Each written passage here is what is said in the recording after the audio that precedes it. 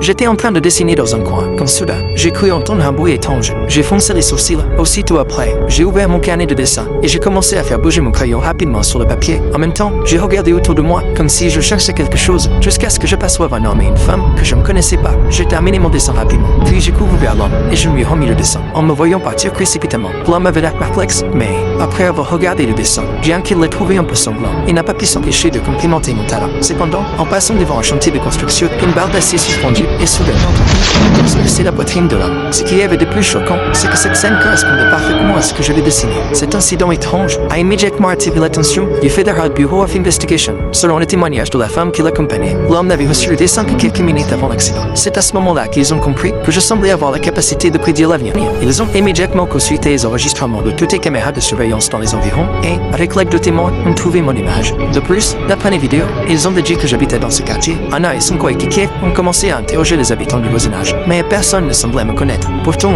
en sortant d'une maison, Anna a senti que quelque chose n'allait pas. Le cartable dans le placard était exactement le même que celui sur ma photo. De toute évidence, cette famille cachait quelque chose. Alors qu'ils s'apprêtaient à demander un mandat de perquisition, ils me croisaient en bas de l'immeuble. Après s'être identifié, Anna m'a demandé comment j'avais pu dessiner tout cela avant l'accident. Mais je n'ai pas su l'expliquer non plus. J'ai expliqué que, chaque fois qu'une personne était sur le point de mourir dans les parages, ces images apparaissaient dans ma tête. Mais juste au moment où Anna allait continuer à m'interroger, mon père est apparu et a interrompu la conversation. En réalité, il n'était pas déconné à s'intéresser à moi. Il y a de nombreuses années, des gens officiels s'étaient déjà intéressés à moi. Et une société appelée Julie Gold m'avait surveillé sans cesse. Dès que je relâchais ma vigilance, ils m'emmenaient dans un laboratoire pour faire des expériences sur moi. Il n'est pas difficile d'imaginer les dégâts que cela a pu causer à un enfant. Pour me protéger, ma famille et moi n'avons cessé de nous cacher et de fuir. En entendant cela, Anna a pensé à sa propre enfance et a décidé de ne plus me poser question. Elle m'a laissé sa carte de visite et m'a dit que je pouvais la contacter autonome. Mais le lendemain, je prenais le bus comme d'habitude pour aller à l'école. Soudain, j'ai de nouveau entendu ce bruit étrange. J'ai alors dessiné les images qui apparaissaient dans mon esprit et j'ai commencé à chercher dans le bus. Quand mon regard s'est arrêté sur un homme, je sus que c'était lui le sujet de mon dessin. Mais quand j'ai levé les yeux après avoir fini de dessiner, l'homme était déjà descendu du bus. Voyant cela, j'ai demandé au chauffeur de s'arrêter.